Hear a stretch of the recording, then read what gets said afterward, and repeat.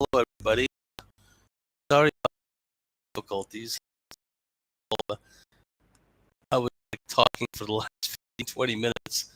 Prelude, what we're going to be talking about now. I might as well do that in a commentary so I don't have to take up more of your time. About to the general looking information. Now that UFO is so more people becoming people us with, whereas before they may not have source of information about anything present. Now these subjects more accepted.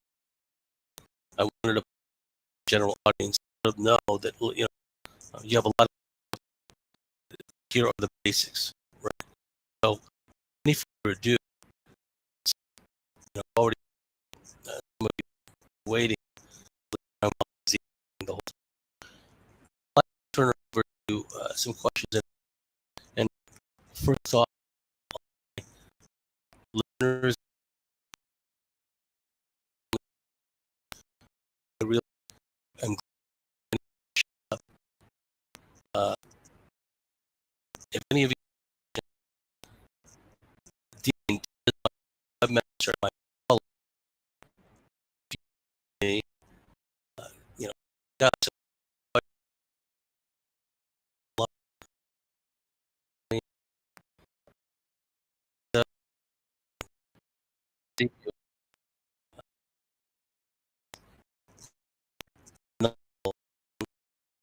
doing this, and of course they got to mess with the room first. You guys hear me? I see Frenzy Goat saying no video. Can you hear me? I look like I'm frozen on my end. No audio. Darn. Um,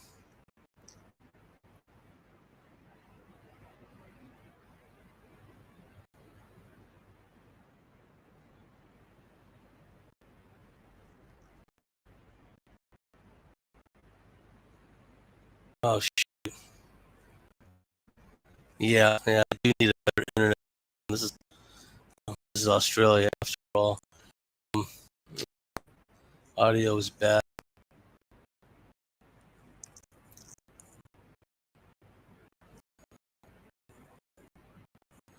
Okay. Look, I'm talking now. I sound better, and I'm just going to be delayed on my end. Uh, Sorry about this, folks. Oh, jeez. Sound like Biden. It's gone from bad to worse. Okay. How about now? Okay. Keep talking. It seems to be straightening itself out. Right. Well, I'm just going to go on faith. Faith being an action word. I'm just going to keep talking until this thing straightens itself out. I was talking a lot about general audience, but now that you're all here and you folks are all this, if as I am, well, a good idea about reducing camera quality. Let me see. Hi, I'll do that. I'll reduce the quality to the hopefully. Is that any better, folks? Please give me a series of thumbs up. Okay, look. Let me have a call with my webmaster. Okay.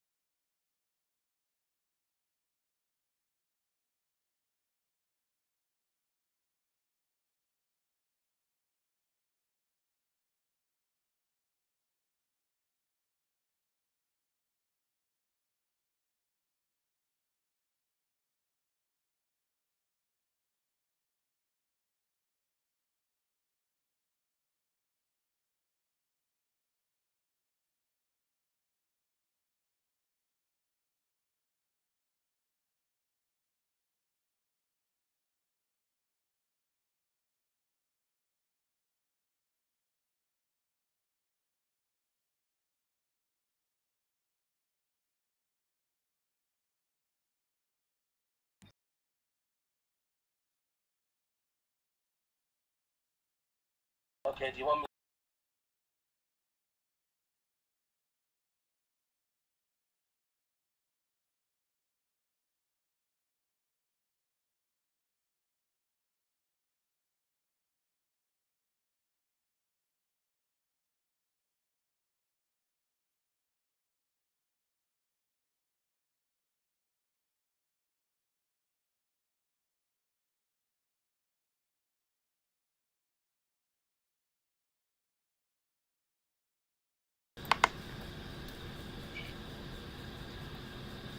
Okay, go for it. Okay. Can you hear me? Anybody? Because we're trying to speak through my phone of all things. Anybody can hear this? Okay.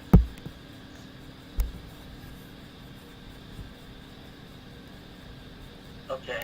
Yeah. If you can hear me, that's good. Because it's not ideal. It's going to be intermittent, but I'll give it my best shot. Okay. So can I just get a basic thumbs up that you can hear me at least, and we'll go there. Well, I've already reduced the camera. Still crackling. Okay, well, I'm gonna try and do it through the computer one more time, so... Hold on. Okay, so I'll unmute my mic and start. Okay, hold on. Okay. Okay, I'm talking now. Can you hear me? It's an improvement. Okay. Let's see.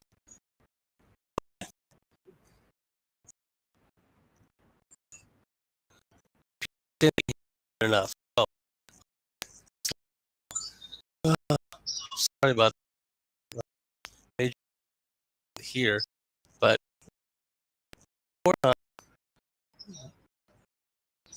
yeah, we're just through the phone.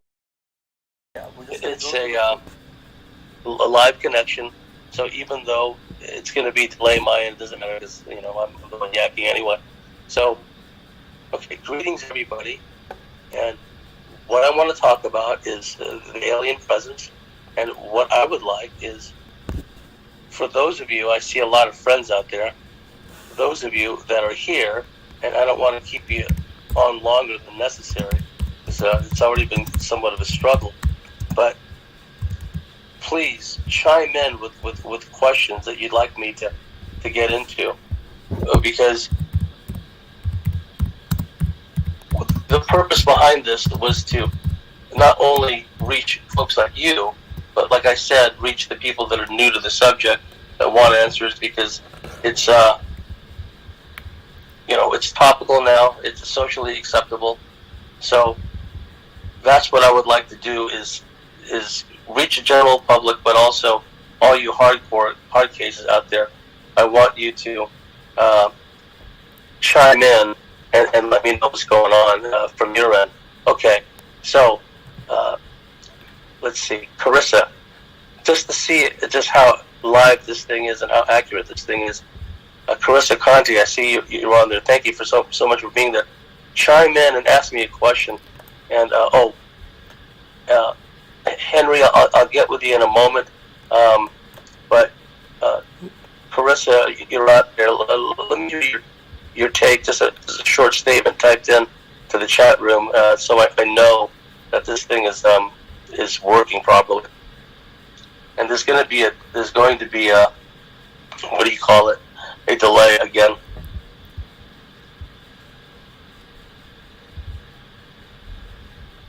Dean, my webmaster, if you can hear me, can yeah, let's take some people put some questions, so I'm going to put their questions on, okay? I'm going to go in order. So, okay. So let's start with this one. Oh, sorry, Carissa. This is going to come out as a delay, because I said this a few minutes ago. But Dean's going to put up questions on the screen. I'm just going to answer them as we go along. These are all great questions. Geez. It's got to be a better way to do this going forward. Okay, you got the question up, or you want me to just grab one of these questions off the screen? Okay, I'll read it. It says, what's your take on the recent government disclosure? Okay, that's a good question. Good place to start. Gorsh, bless him. He's done his due diligence, and that's what someone who follows the Constitution should do, is be a whistleblower. He's already getting a lot of resistance. They're already giving him a runaround. Here's why, okay? Despite the fact that Gorsh has a high clearance, special access clearance thing going, and he's worked with these really spooky agencies, National Geospatial Agency and National Reconnaissance Office, etc. Gorsh is still on, this is an important point, he's still on the collection end of things, okay? He's not on the inside. The inside is the research development, the back engineering, the analysis, etc., etc. That's the inner core, right? So he will get tips from people that he rates highly as sources, that I would probably rate highly as sources if I knew them as well, who are saying essentially what we've been saying, that the deep black world government, essentially the governments and the corporations, have had alien technology all along, okay? So it's not news to us, but it's news to the rest of the world, and it's had a really deleterious effect on the surface level types, because it totally conflicts with their brainwashing and their dogmatism, right? So I think that Gorsh did the good thing. Now, I must say, he wouldn't have got off the starting block, so 5, 10, 15, 20 years ago. There was a time when people were being bumped off for having a blurry photo of a UFO, okay? And those of us who've been in this field for long enough have known people, we've incurred casualties. We've stood on the backs of giants, but a lot of these giants were killed, were suicided. Dr. James McDonald was going around publicly talking about how UFOs were causing blackouts. Look at the Great Northeast Blackout on November 9, 1965. Multiple eyewitnesses, multiple police officers, multiple first responders saw UFOs around power stations, around power plants, around energy transformers, and then suddenly there's all these blackouts, okay? And subsequently there were a lot more blackouts where eyewitnesses had seen UFOs in the nearby environs. Point being is that surface level types are always chirping about, the grid's going to go down, the grid's going to go down. Well, aliens, and I've seen a blackout caused by UFOs myself, they've been doing this for a while now. And because Dr. James Donald wouldn't shut up about it, he was suicided, okay? He was an astrophysicist. We stood on the backs of giants. So David Gorsh is on the outside looking in, right? The real nitty-gritty is in these R&D development back engineering centers. No matter how high Gorsh's clearance is, he's not going to get into that inner circle. That's how the circle stays unbroken. So there is a high threat level. There are hostile aliens here. They always have been. And the fact that these surface level types are saying, well, there's not only no aliens at all, but it's all a distraction, they've all been mobilized against this, okay? Long before these surface level types were chirping about FEMA camps, they were setting up relocation centers for people who were extraterrestrially exposed. My friend William English came on my show and talked about this. He's seen the Grudge 13 report, where it stated the relocation centers have been set up for people who've had encounters with extraterrestrials, right? There's a little-known law in NASA, which is a military agency, by the way, the extraterrestrial exposure law. So, in theory, if someone's exposed to a moon rock with microbes on it, then the government has the right to lock someone up indefinitely. Well, we know they've taken that to another level. So I applaud Gorsh in his efforts. Rush, I always get his name wrong. But there was a time when someone would be killed for just having a blurry photograph. Now, things have happened where they're allowing them to talk about this, but they're never going to get into the inner circle. They're never going to get to the alien abduction part of it. So I don't know if I had answered your question, but thank you, Henry. Anyone else? Yeah, give me 1 second. I'll put the next one on the screen.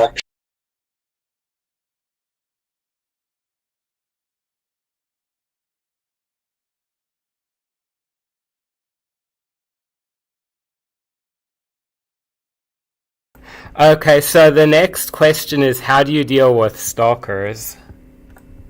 How do you deal with stalkers? That's an issue that's come up in recent discussions I've had with colleagues. One of whom, you've heard part 2 of her testimony, the sexual manipulation she was subjected to. She got to a lot of stalking. Her name is Lisa Howe, and others. The problem with stalking is it's so organized, and there's a supernatural, spiritual component to it. And I wish I had an answer for that, how to deal with stalkers. I really don't, because they can pop up anywhere, anytime, and some of them can be quite violent. I've known people that have been, verbally abused and threatened personally. Pam Hamilton was a dear friend of mine, and I was at a conference when these two, vagrant, hippie-looking people came out and just started harassing her and verbally abusing her. And I think one of them was even carrying a small bottle of Jack Daniels. There was a guy and a gal. But it was an example of stalking. I don't know if Pam had seen these people before. I know that Leah Haley was telling me that, and I saw these people. There was a weird group of hippie people that were following Leah from one place to another. Everywhere she went to give a lecture, these 3 would follow her. And as fate would have it, at the International UFO Congress, they were sitting right next to me. When Leah was giving a lecture, they were sitting next to me making funny jokes and all this stuff. And it turned out to be them, right? So the stalking, there's street theater involved, there's actual potential for violence and physical harm. It's like living in a state of siege, basically. And the only way that I would know how to do it, and never having experience at that level, is to just tell myself that this is like an oppressive system, and it's like living under constant surveillance, and that's what's happened actually in the recent past because of all the stuff that's been going on. And just hunker down for the long term. Just act as if, okay, this is like World War II occupied Europe, right? And this mentality where no matter what they do to us, they're not going to keep us from being happy. They're not going to keep us from having joy in our lives, because that's one of the things that they're really into, is making us downtrodden, despairing, feeling hopeless. So I don't know if I answered your question about dealing with stalkers, but that's my take on it, because I've been on the receiving end of harassment and phone manipulation, etc., etc. It's not pleasant, and one could easily go into a very paranoid place. But anyway, I hope I answered your question. And anyone else have another suggestion?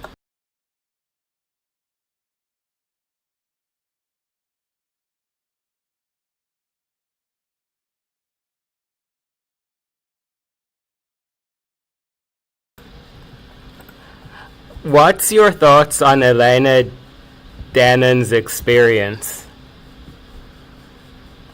Honestly, I don't know enough about her experience to make a comment. A lot of my colleagues and friends have talked about her and talked about her work. Some, think highly of her. So I don't really, know much about it. I like her name for sure because it's reminiscent of a Tuatha De Danann, which tells me that she has done some deep research into the subject. And if memory serves, I could be getting her confused with someone else, but she does a lot of research in directed energy weapons and that kind of thing. And so, no, I don't really know enough about her to comment. I'm sorry to say. Another question, Dean? Have you noticed the massive number of human-looking aliens? Well, what's interesting is the camera can see things that we cannot perceive with our normal vision. And so we live in a day and age when there's so much CCTV surveillance. There's so many people with cell phone cameras, etc., etc.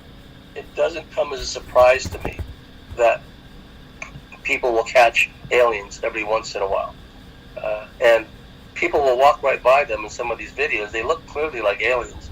on the video, on the surveillance video, but the people passing by them in the street don't notice. So it's an example of how the camera can see things that are there, but normal people can't see them at all. But what's particularly interesting to me is how in a lot of these videos of like political events and political get-togethers where there's a big mass media presence, you look at some of the people in the background and you isolate on them, and some don't look human at all. So it's no exaggeration to say that they're everywhere, at this point. And they've always been here, some of them for whatever purpose, non-threatening, maybe like some kind of a scientific study or something, a sociological study. Others are here for infiltration, subversion purposes. And I mean, when I watch a show like Angel or something, which I like that old show, it just reminds me that there's these demonic types all over the place. And so, yes, I do believe that there are large numbers by this point of people that aren't quite human on the planet.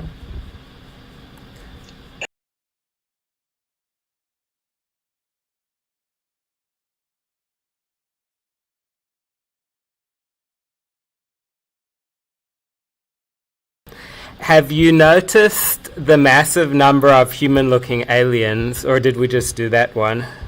Oh, I just did that already. Okay, let me get the next one. How can we tell who is who? How can we tell who are humans and who are not? Well, it helps me because I can sense them energetically. Some of my friends have the etheric third eye vision. They can see the entities overshadowing the host human. In a way, I'm glad I can't do that. That would be distracting, to say the least, right? But my friends who have this ability, they can have the poker face on. And what's interesting is there are times when they see an entity overshadowing somebody, and like they'll be taken aback and momentarily shocked, right? And the entity overshadowing the host human will say, look at her, and like shrug or like, so, what are you going to do about it? What of it? You can see me, so what, right? So it's interesting. But a lot of times, my friends that have that etheric third eye vision, they just, poker face, right? They just don't act like they can see them when they actually can. Me, I can go by energy. If I walk into a room and someone's full-on raging host, I could feel the energy. And in different places of my body, I could feel it in my chest area, my solar plexus, my biceps tighten up, my forearms tighten up, the neck muscles bunch up. So when that happens, even if I don't see anything, I know that there's a presence, or if I'm amidst a group of people, okay, either one of them is a host or someone's got an attached entity or something's going on here. Anyway, I hope I answered your question, but other than that, I don't really have a foolproof way of... I know there's technology out there somewhere that could... We already talked about the cameras, right? That can do this, but I don't have any other means other than that. Dean? Okay, the next question is, can we override the Draco? And when they say that, they said the genetic manipulation of the Draco. Oh, the genetic, yeah, that's a doozy, because the hybridization, infusing their genetics, their characteristics, their horrific behavior into us genetically, that is the main plank of their control. They've imbued their onerous characteristics into us, and then they've really nurtured certain bloodlines, as you know, and put them in a dominant position, on the planet. So this is why the surface level types have another difficult issue, right? Because you can get rid of all these irksome, let's say, politicians and celebrities and what have you, that are full-on Luciferian hybrids, some of them shapeshifters. You can wave a magic wand and make them all go away.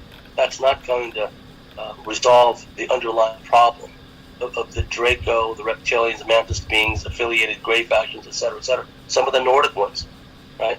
A lot of people think of Nordics as of necessity being good beings. No, not all of them. Some of them are quite wicked, and they're in league with some of these really non-human looking hostile aliens.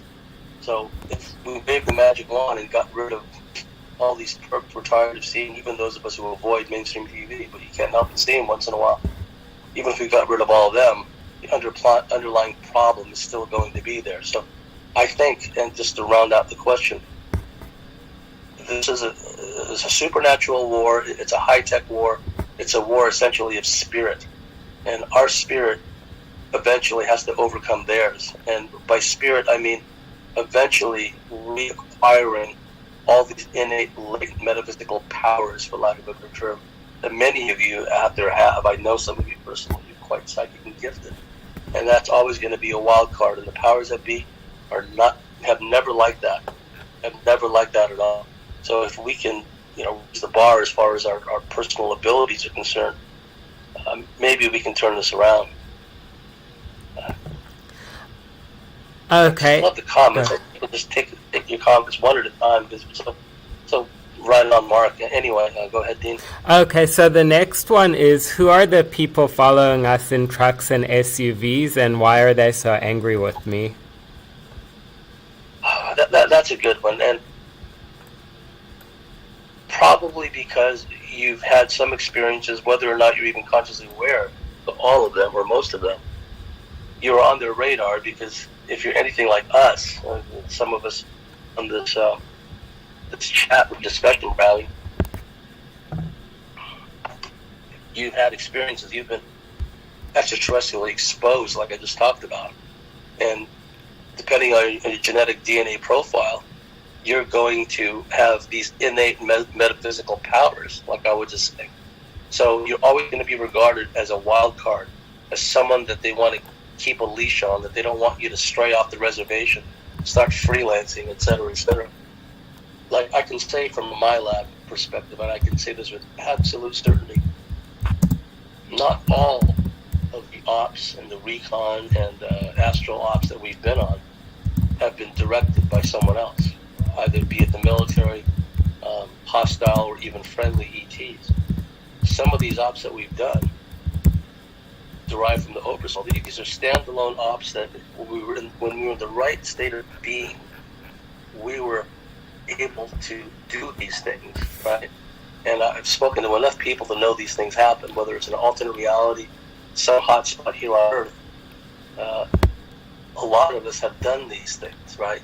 So that surveillance is a direct reflection of you and your innate abilities and the long-term potential threat you have towards this wretched system. So I would look at it as a backhanded compliment. I would. So next question. Okay, so the next question is, what's your take on the Bledsoe story? The what story? Bledsoe? Bledsoe. I'm not familiar with that story. Okay, so we can go on to the next one then. Yeah. The next one says, why are they still stalking if everything is okay? Well, one of the things they like to do is keep us in a constant state of high anxiety, a constant state of fear, trepidation, paranoia, because for some of their purposes,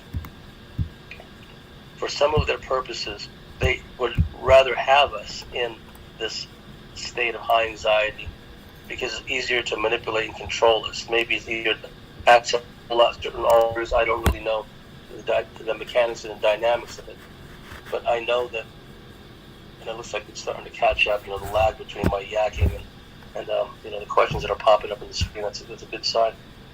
The stalking comes about, like I said, because of the innate potential threat that you have and why they continue. So the abilities that one has, they don't want people to get into a state of equilibrium, of harmony, of contentment, joy. That's the last thing they want, because we become more powerful exponentially. So they keep us in this. They like to keep us in a state of high anxiety, trepidation, and they hit us on all fronts: financially, interpersonal relationships, etc., etc. The nighttime intrusions, for some, the electromagnetic frequency beaming, and all that stuff. So it's to keep us off balance, really, because if they can't overtly get you to go along with their agenda and do these things for them, if you have an inner moral compass that prevents you from consciously doing that, at some level that's going to bleed over even in someone's altars. There's going to be some people's altars that have reservations about doing some of these things, right? And so if they can't co-opt you to that extent, they'd rather just keep you in a destabilized, disrupted, dysregulated state, so you don't pose a real threat to them at the moment. So anyhow, if you got another question.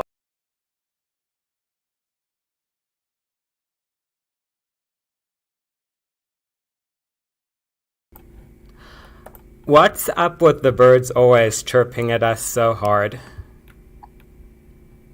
You know what? That's interesting. You mean birds? Because over here in Australia, it's magpie nesting season again, and magpies can be quite aggressive birds. And I was in my car yesterday. Get this, a magpie. I'm guessing it was a magpie. It was a big black bird. Dive bombed and did a kamikaze, crashed into my windscreen, intentionally bounced off, right? I immediately thought of bird strikes, because when these pilots are flying around and like a bird hits their windshield, that's like a bowling ball hitting their windshield, right? And it can cause severe damage, or they can get sucked into a turbine or something. And we're talking catastrophic damage. And when that bird bounced off my windscreen, it was like, I'm glad I didn't get a broken windscreen, right?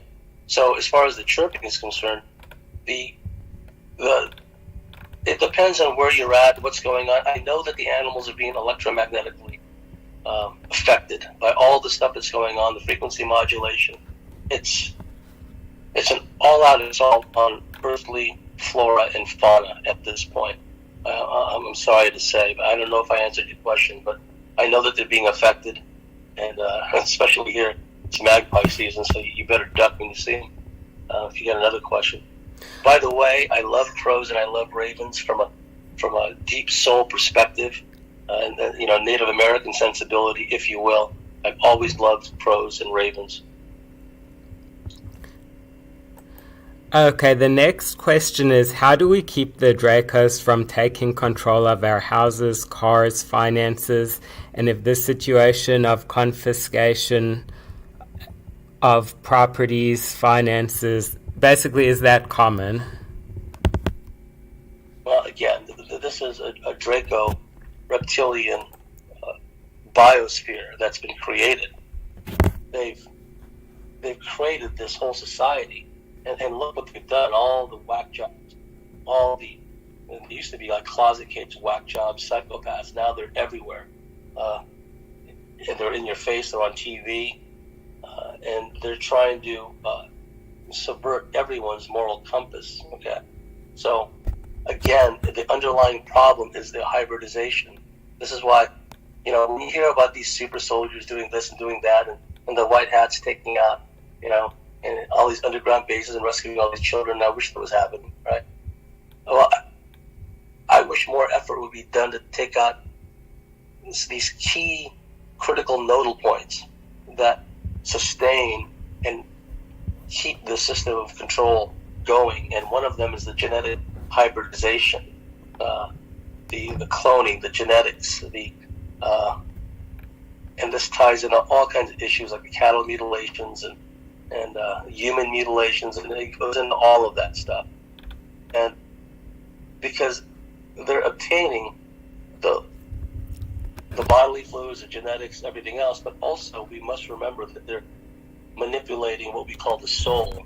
So one of the big problems that I see is that even if we somehow stop this mass extinction event that's underway, they've set things up because mantis beings, reptilians, greys, etc., a number of these different archontic entities, they're deeply involved in the death, dying, soul recycling process. Right? And now they've taken it to another level with ingredients and these so-called treatments, etc., etc. So it's like they're preparing an end game for our soul after we shed our mortal coils. Like they're not enough, satisfied with just destroying our lives, making us miserable in our mortal coils. They have to muck with us and control us even after we pass over, right? So it's our job to stop that from going on, right? So I don't know if I answered your question, but again, the underlying problem is this hybridization, genetic soul manipulation. For example, Dulce, Section D, that was one of the facilities where they were experimenting, working on the human soul, bioplasma, electroplasm. They use the old terms, right? Ectoplasm. Anyhow, I hope I answered your question. Okay, I'll answer this next question. TH Wooten 828 asked if this is the first live, does James have any mods? And right now we don't have any mods, so if anybody's interested, feel free to contact us. Okay. Yes, yeah. Another thing too, am I live? Can you hear me? Yeah. Okay. Yeah, I think we are intergalactic food, Patrick. You're absolutely right. That's absolutely right. We've got to stop this. But what I would like is those of you that feel so inclined, and you have these compelling stories to share with us, reach out to me, reach out to Dean, who's my webmaster, and excuse me, whatever you're comfortable sharing, let us know what you've experienced, whether it's with the reptilians, the military, soul capture, whatever the case may be. We'll get a dialogue correspondence going, and if you feel so inclined, you can either, let us share some of your experiences during the live stream and in the commentaries, and we can maintain your privacy. Read out some of your stories, for example, because this is what other live streamers do, right? Because I want it to be kind of this is like a social activity that we're involved in. And then if you feel so inclined, and be comfortable coming on for an interview, what we can do is we can come up with a list of questions, and we can make it really sequential and really polished. So you come on, and then we just give a proper briefing, right? And that's the difference between like someone who's like talking and someone who's giving a briefing. When they talk about a military briefing, it's like, okay, here's the key points, right? Key essentials. And then, we can, really dive deeper into that as well. And so, to just keep in mind that we would love to get feedback from all of you. But anyway, was there another question, Dean? Yes, the next one is Morgellons alien implants? Well, the thing about Morgellons, however it's pronounced, is along with a lot of these ingredients in the recent past, to me, that's an example of this alien control system. Remember, the Wright brothers got off the ground, 1903, 1906, something like that. Scant, 119, 20 years later, we're talking about Morgellons, we're talking about, nanobots and, all this other stuff, right? I mean, that's an exponential progression from practically horse and buggy days to where we're at now. So I would say that Morgellons is part and parcel of this whole re-engineering humanity from the inside and out. Virtually everyone got Morgellons these days, right? So, and there's no telling what happens, how that works in sync with all these new ingredients that people have, let's say, acquired in the recent past, right? Those who haven't, fully succumbed yet. How all that works in the internet, scheme of things, of remote accessing, and because they're openly talking in the literature, medical literature, how, nanobots, nanotech is such a great idea medically because they can be programmed to go to any part of the body, any major organ, and do their thing, right? Well, there's good sides to that, and there's bad sides to that. It depends on who's behind it, right? So I would say that, yes, I would think that Morgellons is part of this essentially alien takeover. And there's no doubt in my mind, there's no point sugarcoating it. This is an all-out alien takeover. Like I said, we are in the front lines in this. This is an alien encounter, non-human, subterranean, interdimensional. Even if you got rid of all the bad, evil hybrid perps on the surface, you still got to deal with them. So Answer to your Morgellons question is yes. I think it's part of the whole alien control system. Okay, the next question is, have you ever heard of a MyLab program called Project DreamWorks?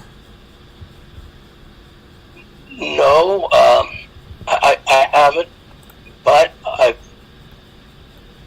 if it's anything to do with astral dreamscape manipulation, if it's anything to do with training or ops in a like a virtual reality environment where your consciousness, your soul, if you will, is extracted from your sleeping body, put into a virtual environment for training purposes or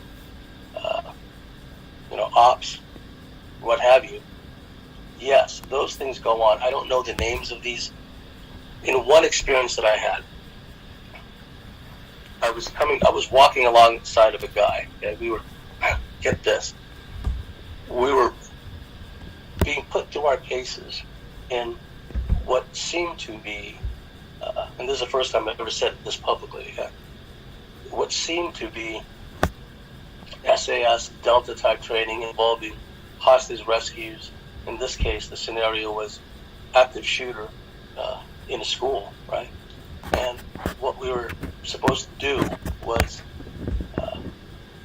dynamic entry, right? We were breaching charges, pour in, and go in and rescue the kids. And then I may be getting my experiences mixed up, but that was one of the scenarios I was in.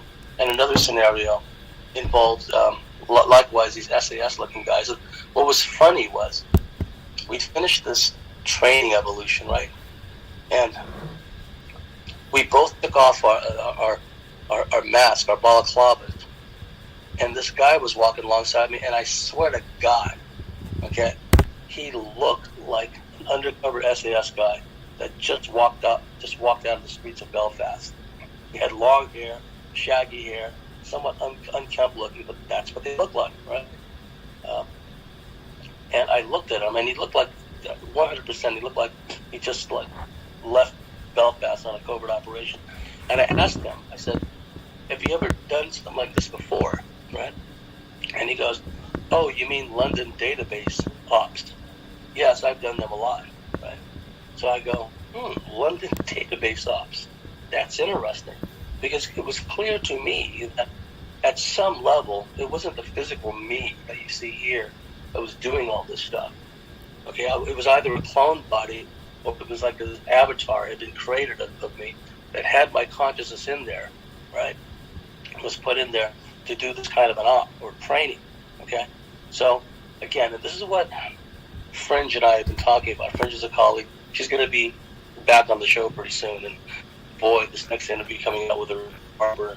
But, she, like many of us, we're concerned. If you have concerns about, who's going to try to access and control the MyLabs, for what purpose? Will there be an effort to get rid of some of them, wipe the slate clean, so to speak, because they're considered wild cards and potential threats to the system? So, again, I don't know if I answered your question, but I can only relate it to what I've gone through, the London database ops, and what others have shared with me.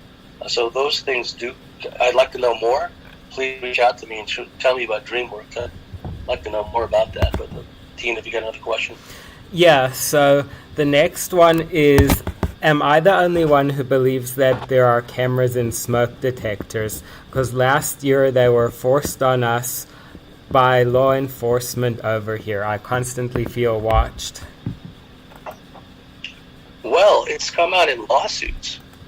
Certain hotel chains and certain corporations have been sued because there's all these hidden cameras in the hotel rooms and the suites. You have all these pervs, looking and observing all these people undressing, which is kind of demented, right?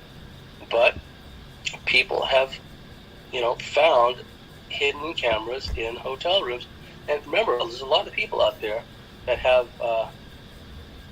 a law enforcement detective background, surveillance, counter-surveillance background.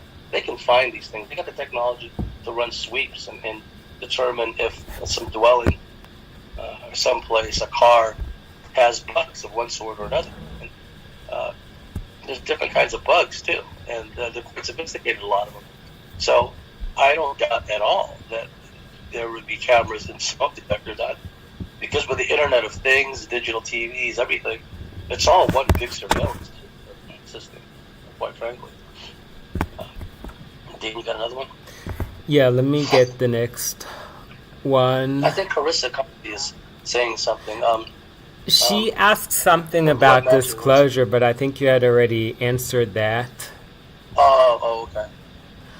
Okay, here's one. Can you also perceive the increased positive shift in consciousness? It seems to be exponential. Yes, and I think this is what Candy Turner talked about. She said that eventually, and she was hopeful, but I feel she had good grounds to say this, that as a direct result of all these intrusions, and she meant specifically from an alien abductee perspective, that when we get this kind of abuse meted out towards us, we're either going to sink or we're going to swim. We're either going to find a means to overcome this, or we're not, and we're forever going to be on the receiving end of all this abuse, right? And it varies from abductee to abductee, contactee to contactee.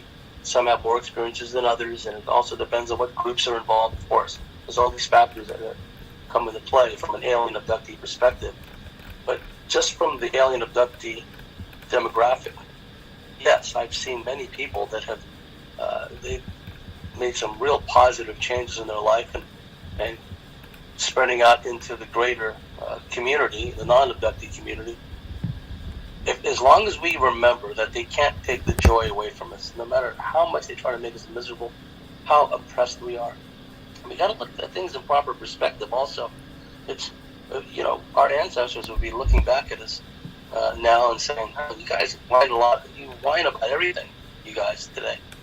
Like, when the Mongols invaded, Central Europe and were pushing into Eastern Europe, they left mounds of skulls behind them, right?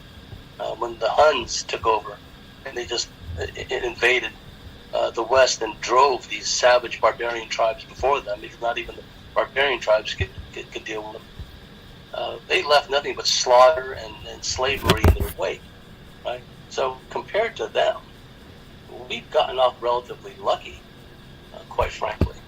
So I think part of it, in my case, I'm settling in for the long haul. Whether a lockdown is for 2 years, 5 years, 10 years, right? My attitude is this is an occupied planet.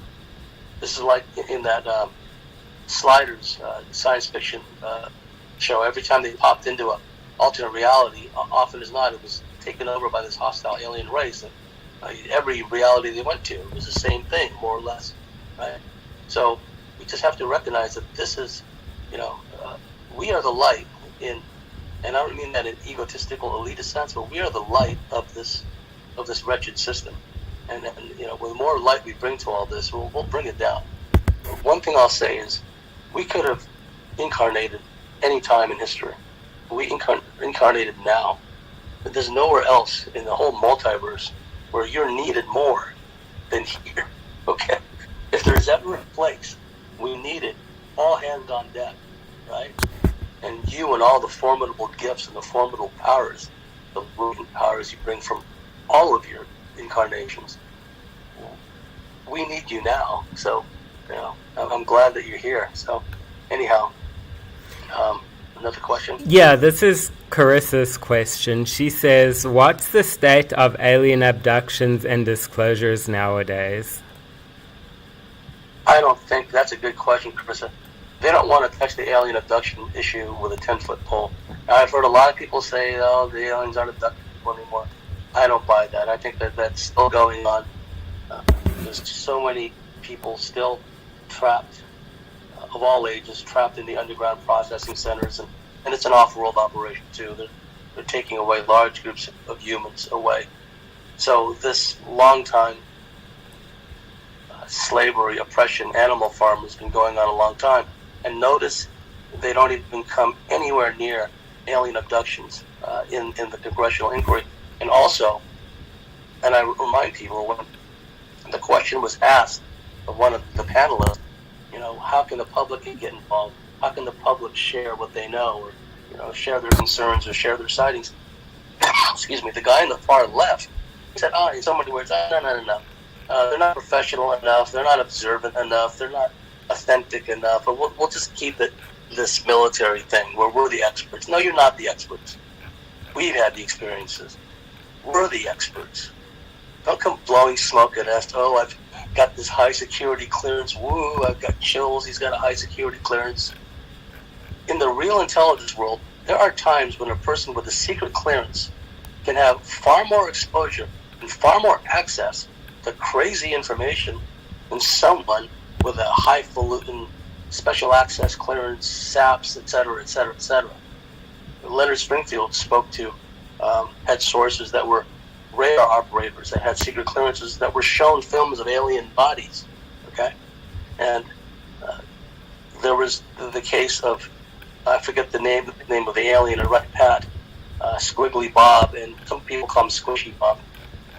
I have no doubt of the authenticity of some of those 1940s era films, of 8mm films of aliens. I have no doubt that some of those films are real, and also that film allegedly came out of Area 51 of the psychic interrogating the alien in that dark room. I have no doubt that those are real films of aliens. Anyway, they took a group of what we would call cadets. So these people are being groomed for big ass space ops stuff. And this was back in the 40s, 50s. They took a group of students, of Air Force cadet students pretty much, out of Maxwell Air Force Base, sent them to Wright-Patterson Air Force Base, and let them see a live alien behind a glass enclosure, okay? Squiggly Bob, Squishy Bob, I forget the nickname of the alien they were keeping there at the time. Point being is that some people are going to be plugged into this Skinny Bob. Thank you, Aaron.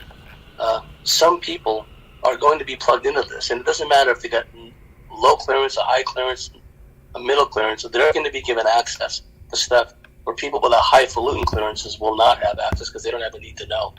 So I don't know if I answered your question, Carissa, but they don't want to touch the alien abduction thing.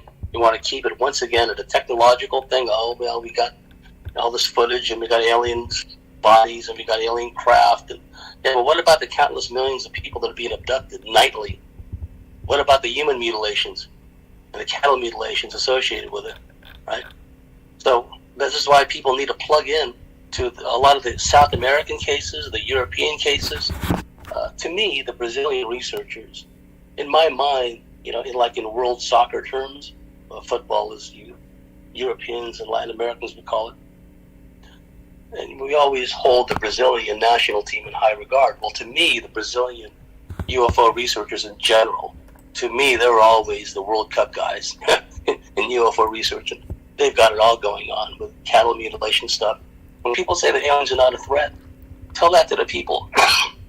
And Corrales, Brazil, and other places in Brazil, and lately in Peru. We know that these things have happened in Brazil and other places where people are literally getting zapped by light beams from UFOs, alien craft. If that will happen, then something like Peru, that's been happening recently, that cannot be dismissed out of hand. It's like I was saying about the reason why I don't dismiss Vegas out of hand is because of Virginia. What happened to Virginia? Same thing. It's like if certain things have happened in the past, we cannot discount anything in the future. And now anything in the future reported by the citizenry and reported by the mass media is automatically regarded as alien disinformation. That's the level we're at now, right? So it's more incumbent on us when people do look for this information and to break away from the herd. We'll give them an earful. We'll tell them as much as they want. Not blow them out of the water, at least initially, but give them a good grounding about what the hell is going on. Anyway, thank you, Carissa. I don't know if I answered your question. Okay, the next one is, are there any good guys? Yes, I would say so, and I don't think this is a case of wishful thinking. I know that I won't go into detail in a public forum, but I know of cases where people have been in comms with a friendly group of ETs, and they were given a lot of intel about what would happen, transpire over the last 2-3 years, there are people I know that were given intel by a good group of aliens, and they were basically told what's going to happen. The likely ingredients of these so-called treatments and what they're trying to do, the real threat posed by AI, and et cetera, et cetera. And please note, this wasn't a case of channeling. The old term was trance mediumship, and it's important to understand the terminology there. Trance as in deliberately muting one's own consciousness to allow another entity to come in and speak through the host, the medium. To me, that's dangerous. I wouldn't recommend that because you're deliberately muting your own consciousness and allowing something else to come in and speak through you, right? Whereas those who are naturally gifted have a natural telepathic ability. They have a natural discernment ability, right? And they can just, understand and detect hostile vibrations, hostile energies. Some of them have been in telepathic comms with some of these ETs, these benevolent ones, that have given us collectively good intel. So, yes, and also because of the boots on the ground syndrome, we are the sum of all of our parts. Some of you, I know this for a fact. You have parallel past incarnations as what we would call aliens. And sometimes in our various incarnations, we are like bad aliens, because that's just the way it is. And sometimes we're good aliens. But I think that our extended ET family of good aliens in this cosmos and in higher dimensions, we are their boots on the ground. And I don't like to think of this as, whistling past the graveyard or wishful thinking, but I like to think that, they sent us here, some of them, and, we're not going to be left adrift because they have a vested emotional, spiritual interest and bond with us, right? Why would they even come around once in a while if they didn't care about us or were interested in us in some way? So I do think that there are good beings, and hopefully, I'm hoping, and I want to get this out before it's too late. The blue beam thing is a variant of what my colleagues and I were talking about decades ago. You see, what we postulated was, what if they set things up here that when good aliens actually come to clean this mess up, they set it up to make everyone fearful of them and think they're the ones that are coming to help are actually the hostile ones. Okay? Now think about that. And see how the blue beam concept is a variation of that. Okay? Look at the 20 some odd scientists and engineers at Marconi, just one strategic defense initiative, Star Wars Corporation, Marconi in Great Britain. Something like 22 of their scientists and engineers were bumped off or suicided, and they were all working or involved in SDI. Okay, now I talked about SDS-41, the video earlier of this photon torpedo coming out of the ground, and then this big craft taking evasive maneuvers, up above the atmosphere of the Earth. Okay, point being is that there's this ongoing conflict that's been going on, and we're in it. We're part of it. So we have to look at things from the standard that if they set up this SDI system, was there an alien reason behind it, i.e.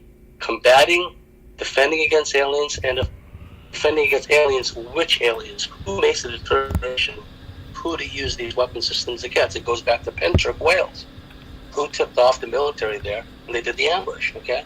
So it's clear to me that, at least in earthly terms, that the humans are not the top dogs. That, in these underground facilities, a lot of them, it seems like the aliens, for lack of a better term, are the ones calling the shots, okay?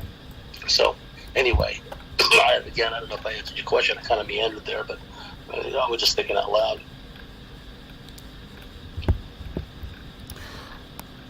Okay, the next one is, if we live in a reincarnation soul trap, what is the way not to get tricked into coming back? And is it worth it to keep coming back to Earth to save it? Or is there no saving this matrix? And what's interesting to me is the ones who've spoken to me and the accounts that I've read or seen in interviews, where people went, instead of going down a tunnel of light and getting drawn to the light, they wind up in this darker kind of, I wouldn't say a void, but a darker place that fills them with, contentment, where they don't feel like they're in trouble or there's nothing hostile or alarming about the place. They feel like they're in a safe place, even though they seem to be in this big black void kind of place. I think that it's possible that big black void that some people go to may be one, but don't quote me on this, I don't want to mislead people. It may be one of the ways outside of this grid system that kind of ensnares us and recycles us. And so, do I believe there's a way to get out of this? Absolutely, I'm absolutely certain of it. I think some people, and I don't say this in an elitist sense, but because of their DNA profile and their extraterrestrial DNA, what have you, they potentially may stand a better chance of avoiding the reincarnational trap compared to others. But it should be pointed out that it's not only souls, human souls, that are being harvested. These abducting aliens abduct aliens of all stripes. I know of cases where people were brought on board ships as an abductee, and they saw aliens strapped onto tables. Aliens were getting abducted. Cryptids were being abducted. Okay, so some of these abductors will abduct anyone and anything. So, and they're not just going to stop at the physical abduction. They're going to mess with their souls, and, levels of consciousness, etc., etc. So our work is cut out for us. But I do believe that there will be a significant number of people who will not only break out of this matrix, but will avoid the soul trap, reincarnation. So if we do decide to come back to Earth, we come back on our own terms. We're not, we don't have the memory swipe. We're not sent back into a more oppressive system than, we just left. So I think that the potential exists that a lot of people will be able to break out of this. I'm really certain of that.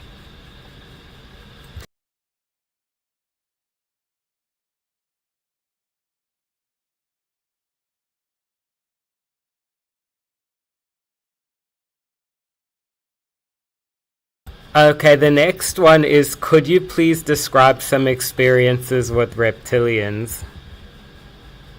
Okay, I'll try to keep this short because we're running out of time, and hopefully we'll get this right next time so we don't have to deal with these issues. My experiences with reptilians run the gamut, where there were times they went after me particularly, and other times where they went after me as a direct result of investigations myself and our team were conducting in the high desert, Victorville, Apple Valley, that whole area there, right? There was an underground base we're familiar with. It seemed to be a jointly shared base. There was military, but there was also reptilians there. And so some of the experiences I had with the reptilians were a direct result of my investigations there. Other times, they were more personal. Oh, let's invade Bartley's dreamscape, take it over from within, and it'll really give him a hellish night and try to modify and adjust his behaviors to suit our needs, right? So, and then, of course, there's going to be some overlap to some degree, where these reptilians in the high literally followed me back to my home in San Diego. After they told my friend Lorena Smith, I've had her on the show, she said that they're going to start messing with us big time, right? The reptilians were, everyone that was investigating there, and Evie Lorgan was there, Craig Bowers was there at the time. So I drove home 2.5 hours back to San Diego. That night, this reptilian showed up, rolled me on my side, and stuck a hypodermic needle at the base of my spine. Next day, I had horrific headaches. I don't want to use the word, let's say detonation diarrhea, okay? To put it lightly. Severe back pain at the point where the injection was. And that was one way of getting back at me. So to me, it runs the gamut. And I think there was some overlap between the reps that were generally messing with me and the reps that were over there in the high desert where we were investigating. But it would take a long time for me to talk about all my experiences. But they run the gamut from physical, but also the spiritual, astral, dreamscape manipulation, etc., etc.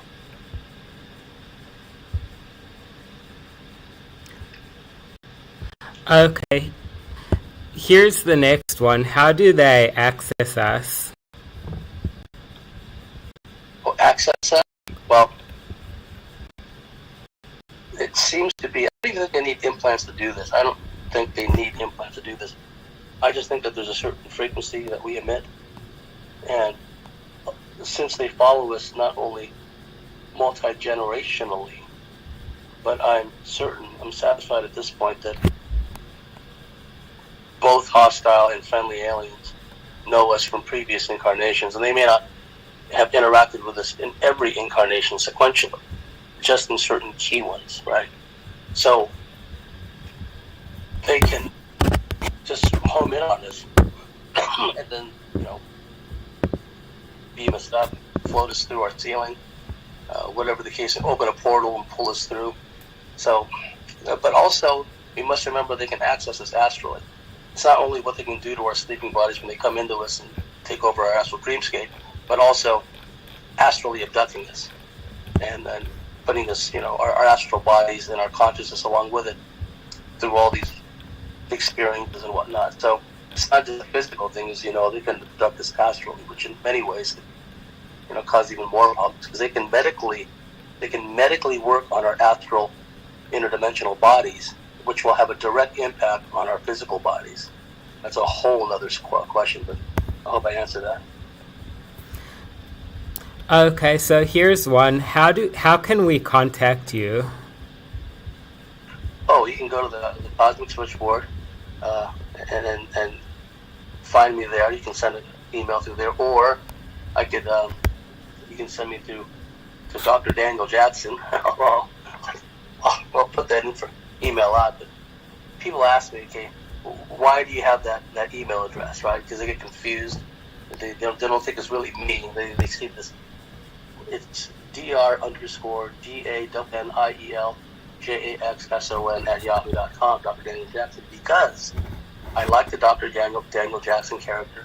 In Star Wars, always jumping through stargates, and he doesn't always resort to violence in the first instance. He susses out situations with knowledge, with his mind. The guy speaks like about 27 Earth languages and speaks all these alien languages. He's a compelling character, right? Originally played by James Spader, then played by Michael Shanks in the TV show. So that is why I use the Dr. Daniel Jackson @yahoo.com email address, because I like the show and I like the character. So you can find me on that email, but you can also find me on my website.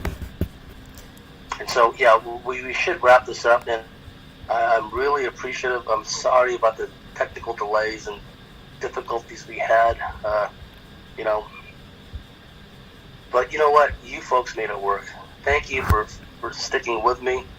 And I see all these friendly faces over there, and people like Patrick and Pamela Jean and Valerie, all of you. This is so heartwarming. Thank you so much for coming out and being supportive of all this. And please, let's keep the dialogue going. Like I said, so many of you have compelling stories, and each one of them is a piece of the puzzle. And we will turn this around. We will. We didn't come here to fail, okay? We didn't come here to lose, right? Michael, hey, buddy, how are you? And Tracy, we didn't come here to lose. Again, it goes back to what I just said. Of all the times to incarnate on Earth, okay, we wind up here in this little corner of the multiverse where so much is going on. Literally, the souls of countless sentient beings are hanging in the balance. And I would go so far as to say is a lot of the things going on throughout the cosmos and the multiverse can actually hinge on what's going to happen, or what may happen, or what may not happen here. Okay? So, yeah, let's all work together. Let's turn this thing around. And, we didn't come here to fail. That's one thing I'm absolutely certain of. So, anyhow, thank you so much. Again, my apologies for the difficulties we had at the outset, but we'll do better. I mean, this is my first time, but you folks really made this work. So thank you once again so much to all of you. Thank you, Frenzy. Love your name. Malarama, all of you. Steve, hey buddy, how are you doing? Okay, yeah, remind me to get a hold of you, Steve, because I'd like to talk to you and Freeman again. Anyhow, it's a good time to sign off. Thank you. One heartfelt love from us over here, and we'll catch up with you on the flip side. Hi, Wendy. Hi, Valerie. Okay, all my time will be taken up saying hello to everybody. So it's a good time to sign off. So Dean, whenever you want, thank you, Aaron. Whenever you want, go ahead and end this transmission.